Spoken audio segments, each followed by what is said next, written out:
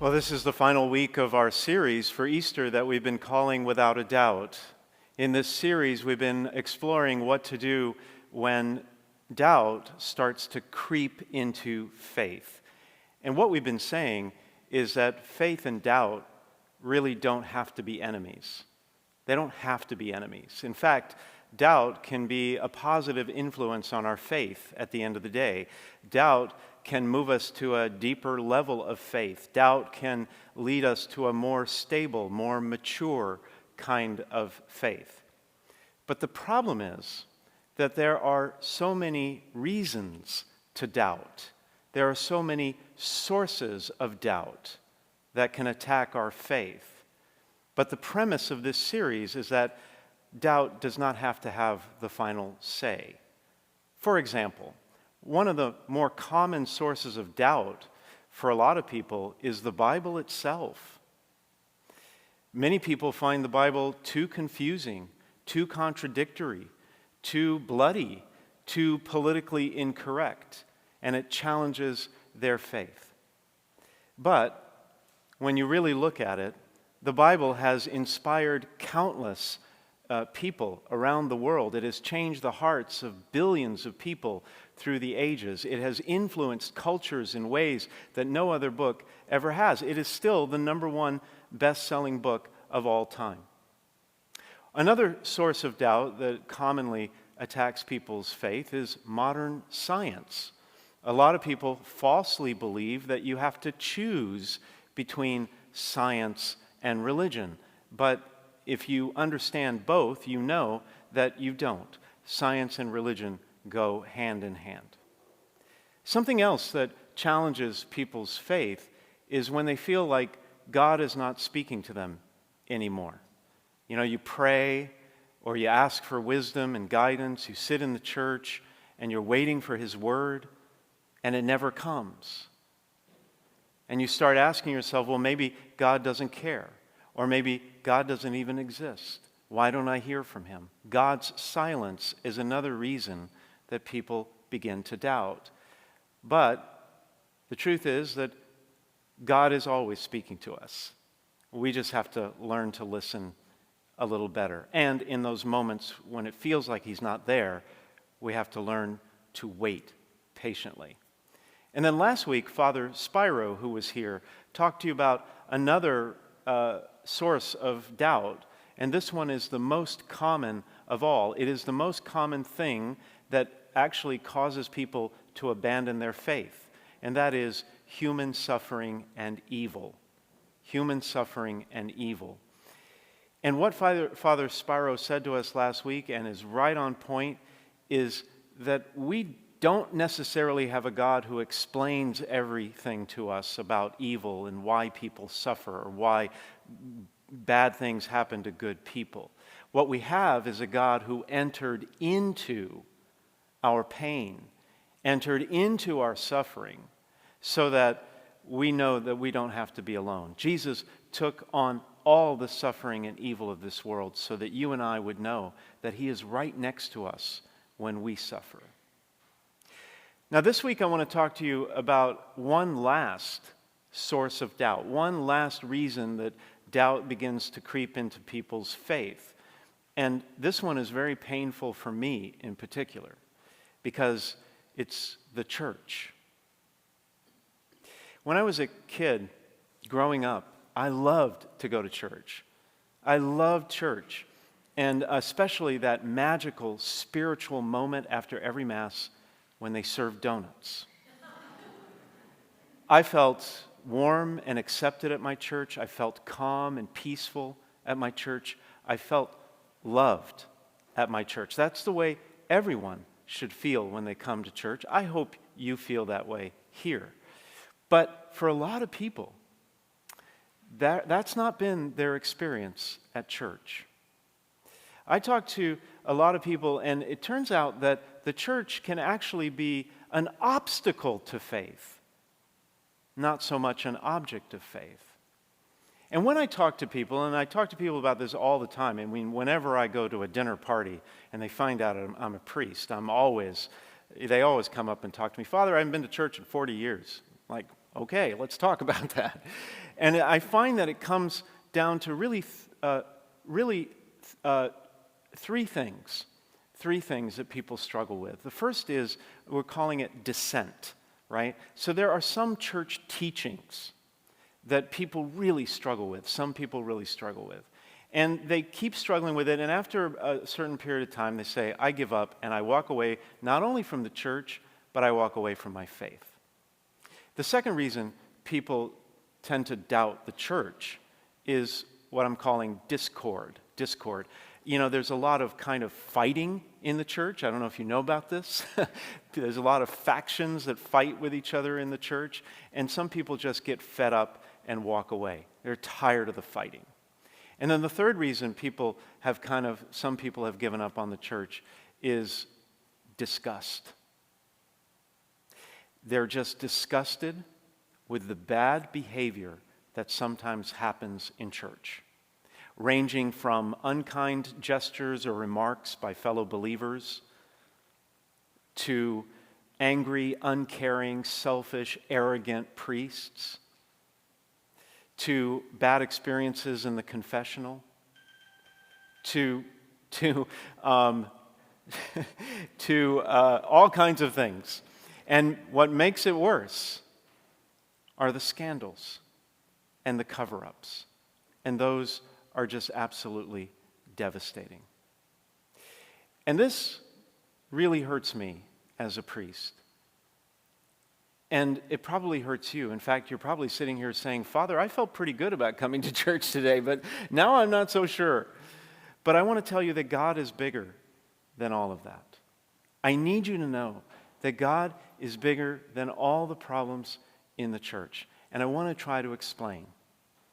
You see, it seems to me that every problem in the church ultimately is rooted in either one of two sources: false shepherds or unfaithful sheep. And that's exactly what Jesus was talking about today in the gospel reading, when he talked about false shepherds and unfaithful sheep. He says, whoever does not enter a sheepfold through the gate, but climbs over elsewhere, is a thief and a robber. What's he talking about? Well, he was referring to some of the Jewish religious leaders of his day. He was talking directly to the Pharisees, who, you heard in the reading, had no idea what he was talking about. But Jesus was trying to tell them that they were not doing a very good job. In fact, they were destroying the sheep. That's why he calls them thieves and robbers when he says all who came before me, namely the Pharisees, are thieves and robbers. But you know, he might as well have been talking about church leaders and sheep who go astray in our own day. And sadly, I've had my own experience with this in a very disturbing way, and I want to share that with you tonight. It seems that when I was about 13, my perfect image of the church was tarnished, to say the least. My mother became the target of some very vicious gossip in the church, involving one of the pastors. My brother and I we talk about it to this day, and we still haven't figured out exactly what happened. But suffice it to say, whatever the false rumors were, they literally drove her mad. She suffered from what I now understand to be a nearly psychotic breakdown. I was 13 years old, and I would come home, and I would find my mother practically every day alone and crying. One time, I found her asleep, fully clothed, in the shower with an empty bottle of vodka right next to her, which was odd because she rarely drank. This happened day in and day out. She became paranoid and delusional. You can imagine how this affected me. As a 13-year-old boy, all I thought about was trying to fit in, right? Wherever I was, school or after-school activities, I just wanted to be normal. Just wanted to be normal. But that wasn't possible because of what happened to my mom. Over time, she got better. Years and years and years of hospitalizations, electroshock treatments, and heavy medication. She was eventually, after 5 years or so, able to live a stable life again. But she was never really the same. And it all began with something as common and as nefarious as church gossip. After that, you would have thought that I would never have stepped into a church again, much less have become a priest. And the truth be told, I didn't for over 10 years. But then I discovered that there really was nowhere else to go. You see, false shepherds and unfaithful sheep have been a problem throughout history. The prophets in the Old Testament themselves condemned religious leaders who not only failed to care for God's sheep, but actually led them astray from God. And that's why Jesus, the Good Shepherd, came to us. As Jesus himself said, the sheep hear his voice as he calls his sheep by name and leads them out of the sheepfold. And when he's driven them out, he walks ahead of them and they follow him because they recognize his voice. Just a little historical note. In the time of Jesus, a shepherd would guard and protect the sheep. That's obvious. But at the end of the day, what he would do is he'd lead the sheep into these natural enclosures out in the wilderness. They'd be surrounded by rocks or heavy bushes or something that would protect the sheep. But there would always be a little opening where the sheep would go in and come out. And what the shepherd would do is he would lie down at night over that otherwise unprotected opening. And he would serve as the gate, protecting the sheep all night long from the wolves and the bears. That's why Jesus himself calls himself the gate. And he says, whoever enters through me will be saved and will come in and go out and find pasture. See, Jesus is the good shepherd.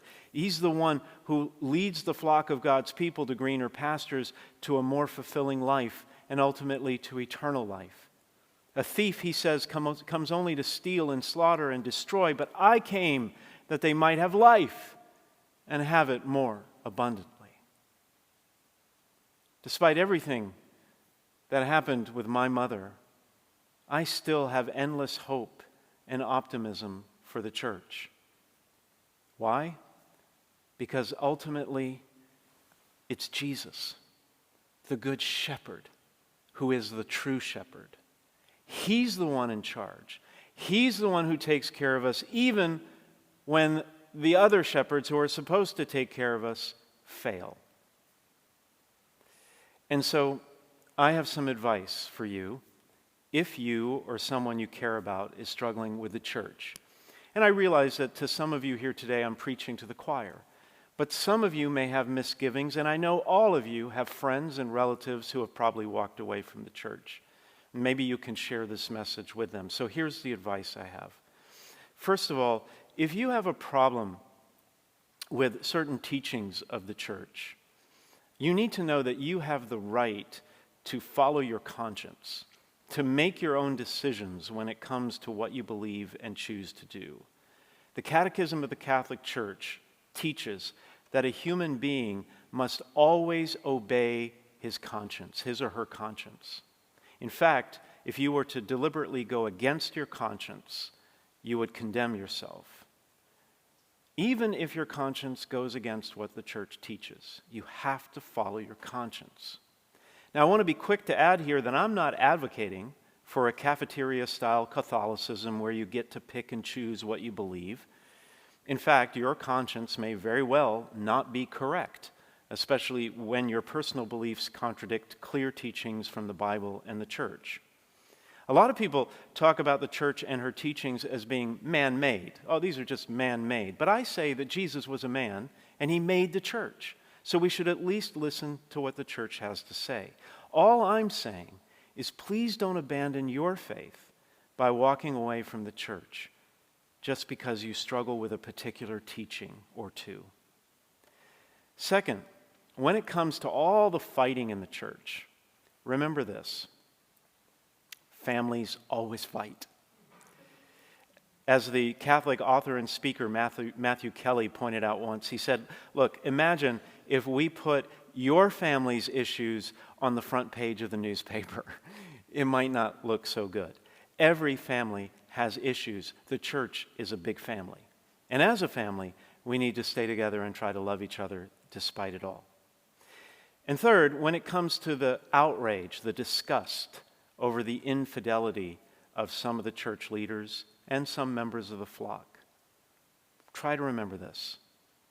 The church really does far more good than it does harm. And those who do harm are not representing the church. Father Mike Schmitz once said, "Don't judge the Catholic faith by those who don't practice it." Now, some people might say, well, Father, I haven't abandoned my faith. I believe in God. I believe in Jesus. I've just left the church. But I would say to that the church is given to us by God and established by Jesus Christ for the purpose of teaching us the faith. And so when you walk away from the church, you do walk away from your faith to some degree. And just last week, I was reminded about this in a profound way. I mentioned at the beginning of Mass that I've been away for the last 9 days in Switzerland. A very nice young family of parishioners here invited me over there. They went there to live for a year for a cultural experience. And they invited me over and they paid for everything. And this is the view. They put me up in a Verbo, one of those vacation rental homes. It was right next to their house. This is the view from my room over the last 9 days. It's tough being a priest. And I do want to say that if any of you want to do something like that for me, you check in with me after Mass. I'll give you my personal cell phone number. Anyway, we had a great time. And on one day, the father of the family, a young man, friend of mine, said, let's go for a hike. And we went for a hike. And we came across this little village. You can see the sign there. It's called Bigogno. But I kept mistakenly calling it Big No-No until I figured out that's how you pronounced it. Anyway, so we heard the church bells in this little town ring. And my friend said, let's go take a look at this church. So we walked up this small hill, and we saw this church there. And no one was around. And you can't see it on the picture, I don't think, but on the front door, it said that the church was constructed in 1200 A.D. Now, as an American, that just boggles my mind that this little church has been around for 800 years. And so we pushed the door open, and it was amazingly open, and nobody was inside. It was gorgeous inside. And I was standing there, praying and thinking and reflecting, and I began thinking about all the people over the last 800 years who had come to that church and knelt and prayed. All the people who had sought wisdom and guidance from God in some of the worst times of their lives, like during the Black Plague when half of Europe was wiped out, or during the Bloody Crusades, or the tragedies of the World Wars, or any other problem they were having in their life. They came there for wisdom. I thought about all the baptisms and funerals and confessions and masses that were celebrated there, and just people living their lives of faith for 800 years. And then I believe God spoke to me, because I started going to the back of the church. I went behind the altar because, hey, I'm a priest, I can do that. I went behind the altar. I looked for cameras first, no cameras. So I went behind the altar and I found this. That's me in my St. Hilary jacket. I'm a walking billboard for St. Hilary. But more importantly, above me is a picture of St. Thomas, doubting Thomas, putting his hand in the side of Christ, which is what our whole series is all about. And I realized that God was speaking to me. Despite all the foibles and the failures of the church, despite every bad thing that goes on, the church has always been and still will be a force for good in the world. And so, as we conclude this series on doubt, I just have one more piece of advice for you. Don't let anyone or anything rob you of your faith. There will always be reasons to doubt, but hold on to your faith. I'm reminded of a famous line from the iconic movie about Notre Dame football. It's called Rudy. If you've never seen it, go home and rent it right away. It's so inspiring. In the final game of the season, the coach gives an inspiring locker room speech to his players, and he says, "No one, and I mean no one, comes into our house and pushes us around." And that's what I want to say to you. Don't let doubt push you around. Don't make doubt your enemy. Doubt can be your friend if you deal with it, if you work through it, if you persevere. It's absolutely worth it because your faith, the faith given to you by God through the church, is a precious, precious gift.